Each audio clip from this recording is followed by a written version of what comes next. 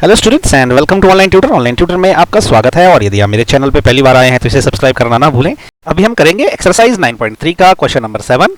Question number 7 में इसने बोला है कि if diagonals of a cyclic quadrilateral are diameter of the circle through the vertices of the quadrilateral prove that it is a rectangle. Okay, देखिए कैसे draw करना है। सबसे पहले हम एक सर्कल ड्रॉ करेंगे। हम अब क्या मान लीजिए इसका सेंटर यहाँ पे O है, तो यहाँ से हम ड्रॉ करेंगे एक ये डायमीटर, ओके, और दूसरा ये डायमीटर, ये दो डायमीटर है इसके। ओके, अभी क्या है, इनको जब मैं जोड़ दूंगा ना आपस में, ये मैंने जोड़ दिए, ये जुड़ गए। ओके, ये है सर्कल का सेंटर O। ओके, ये मान लीजिए ये है A, ये है B, ये है C, ये है D।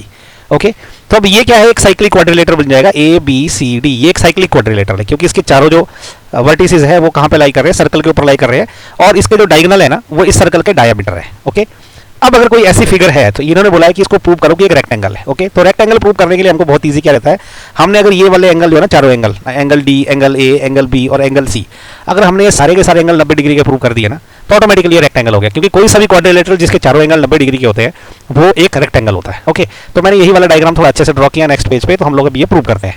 ये सेम डायग्राम मैंने ड्रॉ किया जो पिछले पेज पे था। अब इसका ये सेंटर O है मान लीजिए। ओके, अभी देखिए हमको प्रूव क्या करना है, हमें ये करना है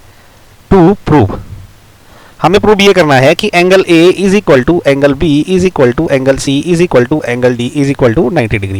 ये सारे के सारे एंगल 90 डिग्री के होने चाहिए। अब ये प्रूव करना बहुत ही ईजी है। देखिए सबसे पहले तो क्या है, ये मान लीजिए ये जो आपका AC है। ओके, तो ये जो AC है ये है एक डायमीटर, है ना, ये AC एक डायमीटर है, और इस डायमीटर ने ये वाली साइड में कितना एंगल सबटेंड किया, ये वाला एंगल D एंगल। ओके, तो हमें सर्कल वाले चैप्टर से पता है कि जब कोई डायमीटर जो है सर्कल के किसी सेगमेंट पे एंगल अगर सबटेंड करता है वो 90 डिग्री का होता है। इसी प्रकार से इसी AC ने ये वाली साइड पे एंगल B सबटेंड किया है। अब डायमीटर जो एंगल सबटेंड करता है वो 90 डिग्री वाला होता है। ठीक है, तो हम ऐसा लिख सकते हैं कि since AC is diameter of circle, ठीक है, तो हम क्या लिख सकते हैं, हेंस डायमीटर जो एंगल सबटेंड करता है कितने 90 डिग्री होते हैं, हेंस एंगल subtended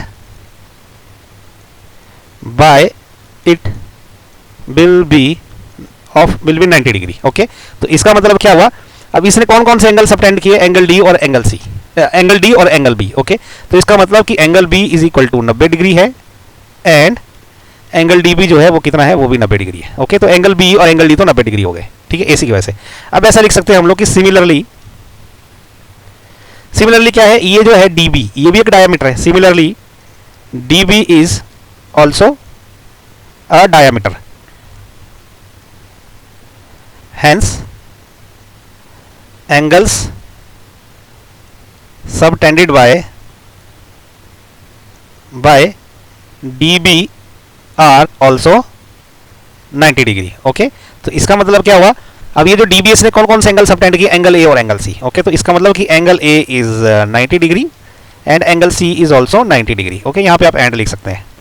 अब इसका मतलब क्या हुआ, इसका मतलब ये होगा कि एंगल A और एंगल A भी 90 डिग्री, तो B के बराबर रहेगा वो। ओके, एंगल C भी 90 डिग्री है और एंगल D भी 90 डिग्री, ये सारे के सारे 90 डिग्री के एंगल है। ओके, ये हमने प्रूव कर दिया।